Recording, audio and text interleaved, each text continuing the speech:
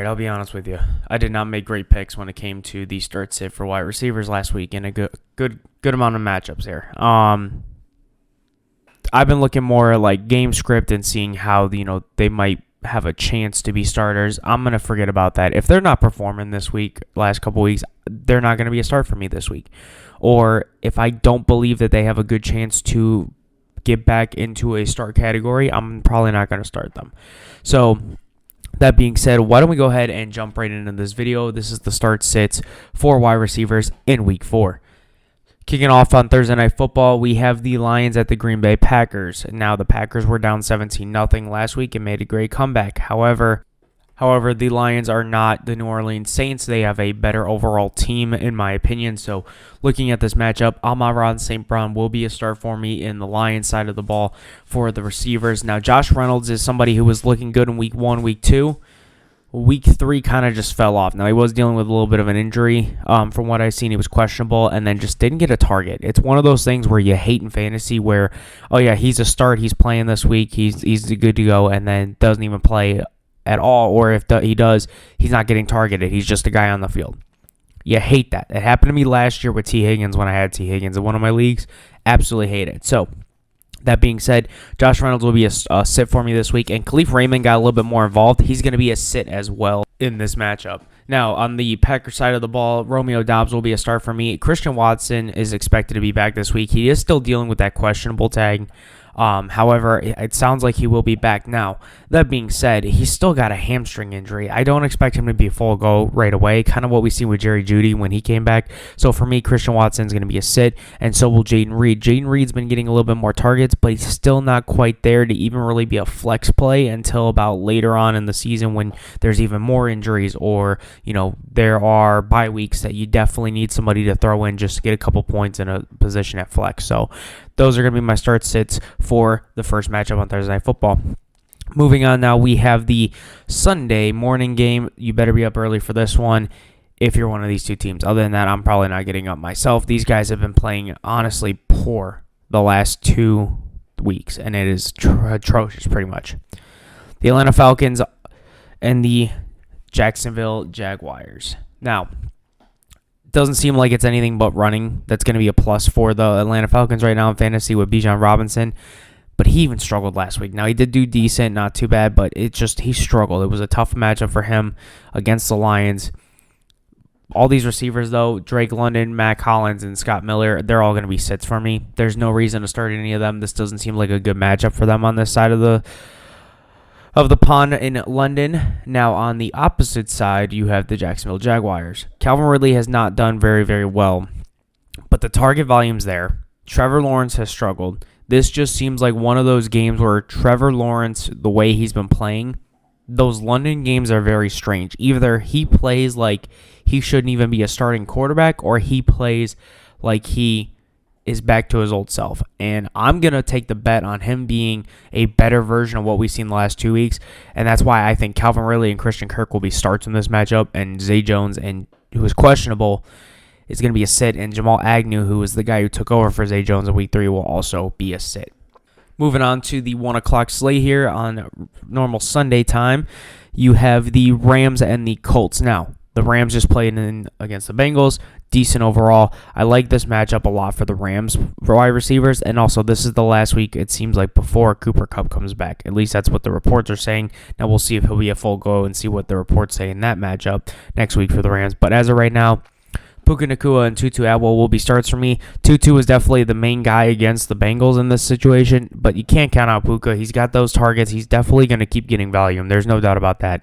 It's just now they're starting to utilize Tutu Atwell as well, so they're not forcing it all one way, which is good to see for the Rams wide receivers. Now, Van Jefferson is kind of that odd man out, so he's going to be a sit for me in this matchup. Colts side of the ball, Michael Pittman Jr. didn't have the best day, but he made the most of it considering who he played against the Ravens in week 3. 9 catches on 11 targets. Again, the volume's there. And 77 yards. Now, you would like to see him get in the end zone, especially if he is a wide receiver 1 for you or a high-end wide receiver 2. He was more of a flex play last week, but definitely somebody I would be starting, especially at home. He does play better at home. Now, another guy I'm going to say here is going to be a sit, but keep an eye on him, is Josh Downs. Josh Downs has been getting more and more targets every single week. He was targeted with Anthony Richardson, who might be coming back not this week, but next week from all reports. But also last week, he was really good with Gardner Minshew in the last 2 weeks when he took over. 8 catches on 12 targets for Minshew and 57 yards. Now, the yards aren't there, but if you're playing PPR leagues, this is a match made in heaven for you. 8 catches, just like Michael Pittman, 9 catches. You would like to see the yards go up, but that's definitely a plus there. But again, that's somebody I'm going to keep my eye on because he is somebody that I've been keeping an eye on the last 3 weeks, and it seems like he's steadily going up no matter who the quarterback is. So make sure, like I said, watch on that one. Alec Pierce is going to be a sit for me in this one as well. He just seemed to be a wide receiver 2 at the beginning of the year. Now he's fallen down to almost wide receiver 4 at this point. Josh Downs definitely has taken over that wide receiver 2 role. Next game, we got the Ravens and the Browns, a battle of the AFC North, and a big one here for first place, it seems like. Also, the Steelers are 2-1, so keep that in mind. But Zay Flowers is going to be a start in this matchup for me. Definitely a good matchup for him to get a lot of targets. He's going to be the number 1 guy there for them. Now, the Browns defense is tough, so I would expect a couple of those, like I said, similar with Downs and Pittman. They're going to get a lot of catches. I don't know if the yards or the touchdowns going to be there, but we'll see how that plays out with Zay Flowers in week 4. But for that, he's going to be a start. Now, Odell Beckham is still questionable and seems like he's going to be out this game. If he does play, I still won't start him. I don't like the matchup for him. He needs more of those big downfield threat type of catches. I don't think they're going to have enough time to do that. I feel like Lamar's going to be running a little bit more. The Browns defense is legit, okay? They've given up 1 touchdown on the defensive side of the ball all year. I mean, that's insane. And 3 opponents, that's just insane. Now, that being said, Rashad Bateman and Nelson Aguilar also sits for me. Bateman is questionable, but he seems doubtful to play as well as of right now. It's going to be a rough showing for the Ravens, but if I'm going to put money on starting anybody, Zay Flowers is the guy. He's going to be getting targets left and right, so don't worry about it. Browns side of the ball, Amari Cooper is going to be a start, and Elijah Moore is going to be a start. Cooper's doing his thing. 7 catches, 8 targets, 116 yards, and a touchdown in week 3. He kind of got screwed on a touchdown. Denver stepped out of bounds. If you want to look up that video, go ahead. But also Elijah Moore, 9 catches, 9 targets, and 49 yards.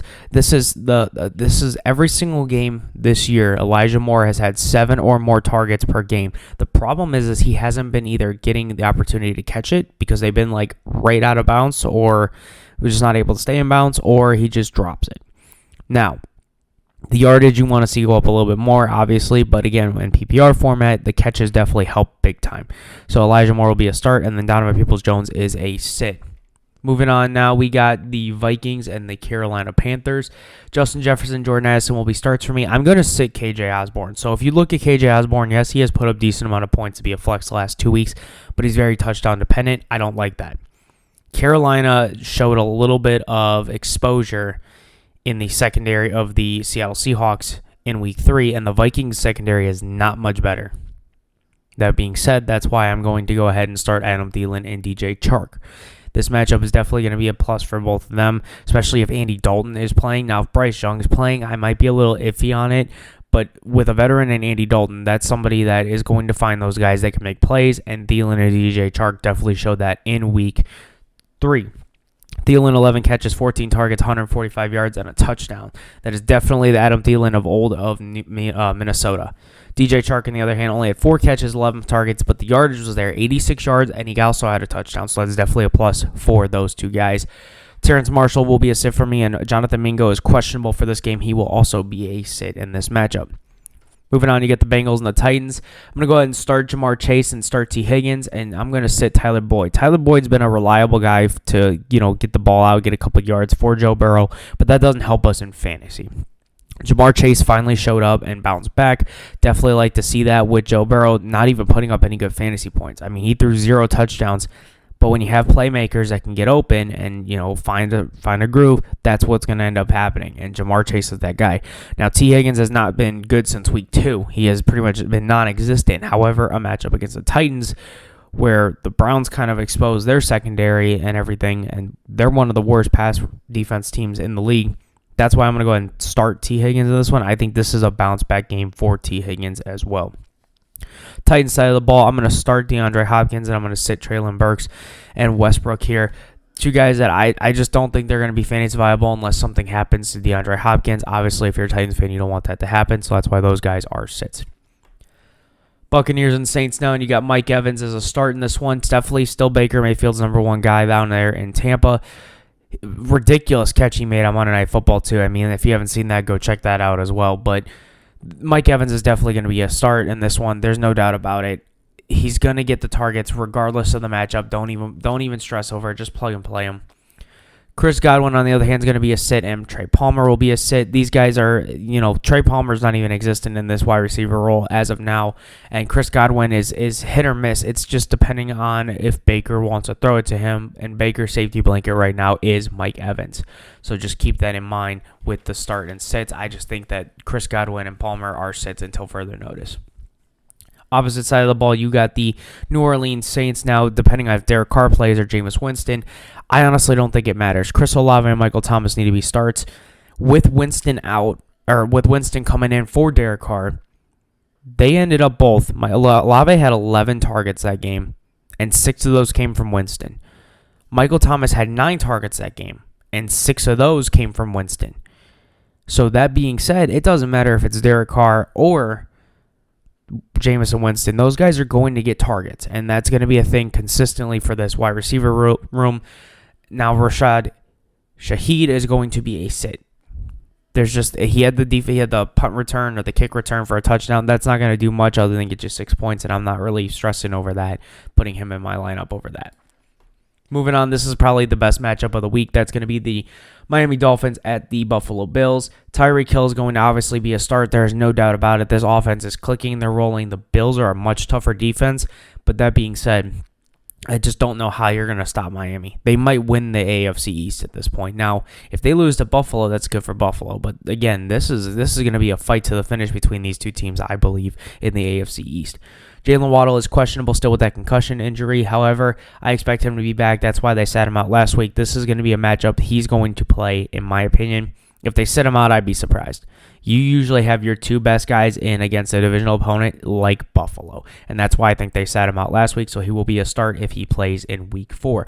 Braxton Berrios will be a sit in this matchup. Doesn't seem like he'll be anytime soon becoming a start.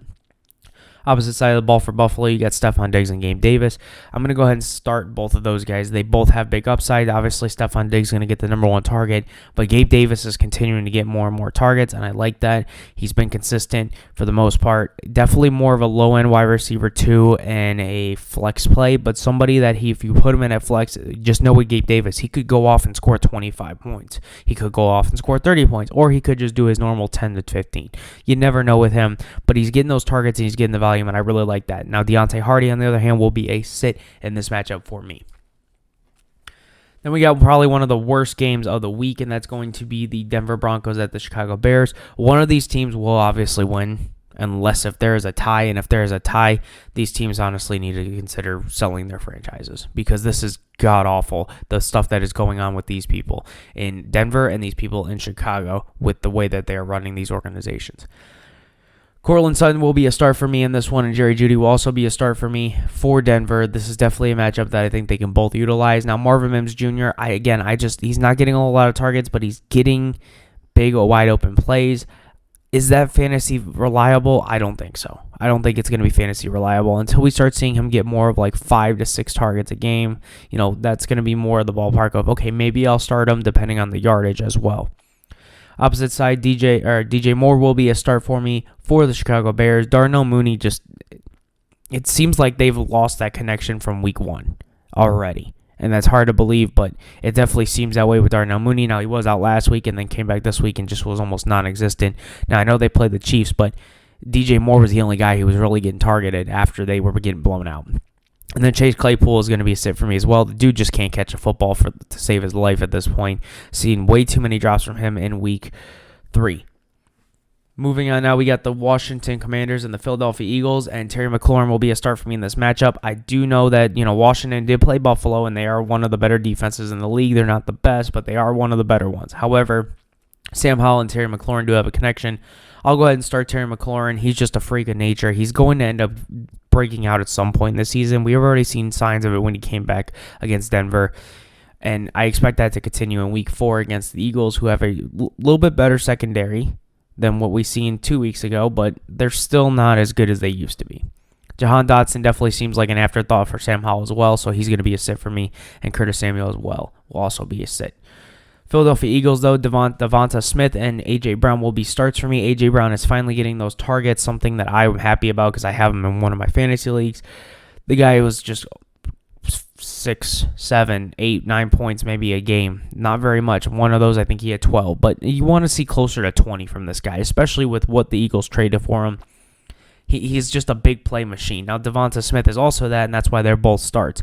Quez Watkins, on the other hand, will be a sit for me. They definitely have another guy there right now. I'm not even going to try to pronounce his name. It seems like eventually he's going to end up taking over Quez Watkins' spot. So keep that in mind going into week 5. But for right now, week 4, start Devonta Smith and A.J. Brown and start Terry McLaurin. Then we got the Steelers and the Houston Texans. I'm going to go ahead and start George Pickens. Again, this is going to be the guy that Pickett is going to go to the most. Allen Robinson is not getting the targets that you need, so I'm going to sit him. And Calvin Austin did have a big play down the field wide open. But again, without that big play and without that touchdown, Calvin Austin is not starting. So until we can see more consistent play from Calvin Austin or until they can get Deontay Johnson back, Calvin Austin's going to be a sit. We'll see what ends up happening there. If Deontay Johnson comes back, he's definitely going to be a sit. Texans side of the ball, you got Nico Collins and Tank Dell. Those are both going to be starts for me. Both these guys, week 1, it was Nico Collins. Week 2, it was both of them. They both performed. Week 3, Tank Dell took over. And then now you got Robert Woods again just sitting over the side. So Robert Woods will be a sit. Tank Dell, Nico Collins will be starts in this matchup. Now we got to battle the AFC West here, and it's going to be the Raiders and the Chargers, and Devontae Adams and Jacoby Myers will be starts for me in this matchup. They both have the receiving and target upside. Jacoby Myers might actually lead this team in targets by the time the season is done, so we'll see how that plays out. But both these guys in the matchup against one of the worst secondaries in the league are going to be starts for this matchup. Hunter Renfrow is not going to be utilized in this offense, it definitely seems like, so go ahead and sit him. That being said, Keenan Allen and the Chargers, obviously Keenan Allen is going to be a start in this matchup. He definitely exploded off the scene last week in this matchup. It's absolutely ridiculous what he just did. 18 catches, 20 targets, and 215 yards, no touchdowns, and he scored pretty much 45 to 50 points, depending on your scoring. That is absolutely absurd. Now, Mike Williams is obviously out for the season with a torn ACL, unfortunately for him. However, Joshua Palmer will be a start for me in this matchup. Considering that he has a bigger frame, a bigger body. The dude is like 6'3", I believe, 6'4". He's pretty big for a wide receiver. And he had 4 catches for 7 targets and 66 yards, plus he had a touchdown. So he's definitely the number 2 guy as of right now. We'll see what happens, but it seems like Quentin Johnston might take over that wide receiver 2 role, depending on how he progresses with the next couple weeks of no Mike Williams. But as of right now, Keenan Allen, Joshua Palmer starts, and Quentin Johnston will be a sit. Now you got the Arizona Cardinals and the San Francisco 49ers, and Marquise Brown will be a start for me in this matchup. Now I know the 49ers are a great defense. However, when you have Joshua Dobbs and Marquise Brown being able to do what they've done fantasy-wise consistently, definitely shows some signs of being able to be fantasy viable. Now, I'm not saying a 100% go ahead and throw him in at your wide receiver 1 or 2 role, but Marquise Brown is definitely worth a flex play if you need a guy due to injuries. Like if you have him and Mike Williams is gone for the week, play him at flex. I wouldn't be surprised if he at least gets you 12 to 15 points in week 4. Rondale Moore and Michael Wilson will be sits for me on the Cardinals side of the ball. Now, San Francisco's got a couple question marks here. Deebo Samuel and Brandon Ayuk are both questionable. However, I expect them both to play in this matchup, and if they both play, obviously you'll start both of them. There's no doubt about it. And then Juwan Jennings will be a sit in this matchup as well. How about the Patriots and the Cowboys? Kendrick Bourne will be a start for me in this one. Now, he has not been fantasy viable last week or the week before. A couple tough matchups, just not really there. They got to get it together. I'm going to go ahead and start him, like I said, kind of like Marquise Brown. If you need him at a flex position, go ahead and start him. I'm not immediately throwing him in. If you need help, throw him in, though. This is a good matchup considering what Marquise Brown just did to the Cowboys, and they lost Stephon Diggs, so I'm not too worried about it. And Mac Jones is definitely going to continue to target Bourne. Now, Devontae Parker and Juju Smith-Schuster will be sits for me on the Patriots side of the ball. Going to Dallas, I'm going to start CeeDee Lamb, and I'm going to sit Michael Gallup, and I'm going to also sit Brandon Cooks. Lamb has been a little iffy here and there, but 11 points in week 1, not terrible. Obviously, you want to see more from him. Week 2, we see more of the CeeDee Lamb we know, 25 points. And then week 3, 9 points. Now, I consider week 3 to be more of that fluke. It just kind of hit Dallas out of nowhere, so we'll see where that goes.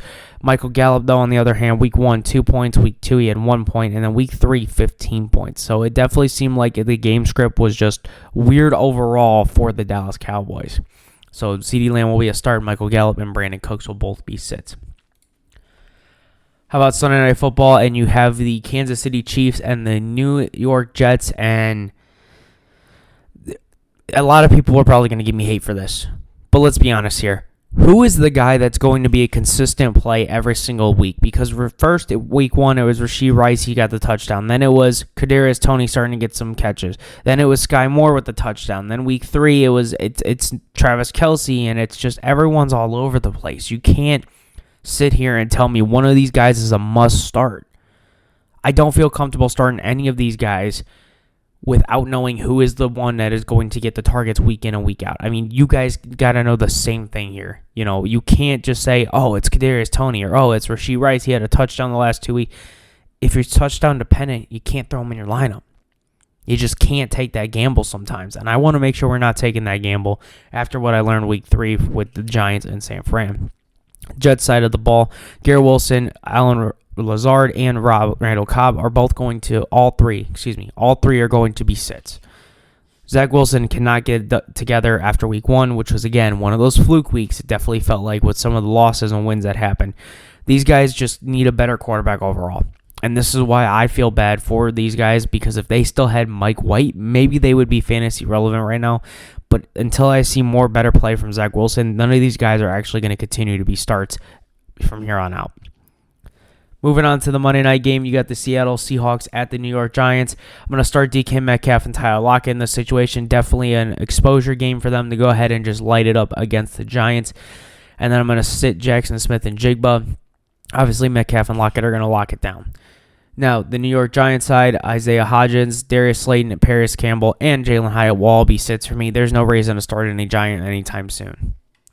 And that's going to do it for the start sit video for the wide receivers. Let me know if you guys would make any changes, or if you have any questions on why I have them as a start sit. Let me know. Again, another guy you might say something about is Garrett Wilson. For me, I just put it in the comments. I'll tell you why I don't feel comfortable about it, and I'll even show you the proof. But other than that, if you have any questions or anything, drop it in the comments. Make sure you like and subscribe. And other than that, we'll see you next week.